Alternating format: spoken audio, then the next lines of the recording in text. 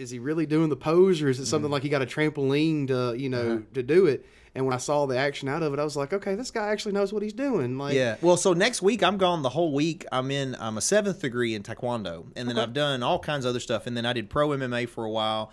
And anyway, next week in Taekwondo to become a senior master. I'm a master already. To be a senior master, the next level, you have to go through this week of training where they beat you and you don't eat and all this stuff. So I leave Monday for Orlando for that training. And my point is I'm still active in it.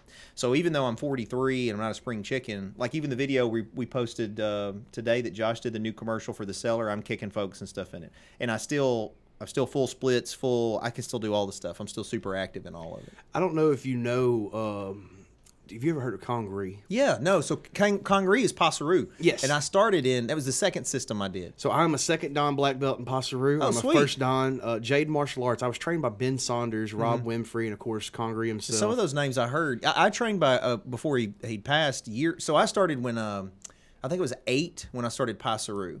I did Goju-Ryu first. That's what I started was Okinawan Goju-Ryu. Is a local guy here named Rick David that I took from for a little while, but I was a little bitty. I was like 6. And I didn't like it, to be honest. No offense on him. It was that it was adult-oriented, and they didn't do anything really kid-focused, and I was a little kid. Right. And so I just didn't like the repetition, and they yelled at you. And anyway, so then I ended up doing Passeru, and I liked it a lot more because they kicked like in the Karate Kid. You got to kick more. And I took Passeru for a long time, and I took under Barbara Davis, Master Barbara Davis. Yes. She was first female master in the system. I trained with her in Memphis and with Congaree at the Poplar location, Yes. the old place. Trained there. Anyway, great memories of it. And I got to brown belt with my instructor patch. But I think I was only 11 or 12, and I didn't. The problem we had was the original place I started training at was here in Covington. It shut down, and so we had to drive to Memphis for me to train. And then around 12, 13, there was a Taekwondo place here in Covington that opened up, and I just started going to that Taekwondo place. And especially nowadays, man, that gas would have just eaten you alive. Oh, man, there's no way I could do it.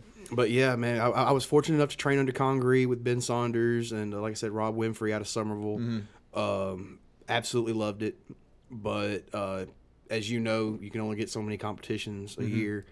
I can wrestle 400 nights a year, man. Or, I mean, I know there's 365, but I mean, I can wrestle 400 times a year. Yeah. You know, we double up on some Sundays. Well, it's very athletic. Yes. The wrestling, you know, and people go back and forth on debating if it's entertainment, and I mean, but it's athletic no matter what. Exactly. No matter how you look at it, and it's dangerous. Very dangerous. Like I tell people this all the time, and I think people think because of my background as an MMA guy and a kickboxer and martial arts and all that, that it's like a lot of those guys will frown on pro wrestling.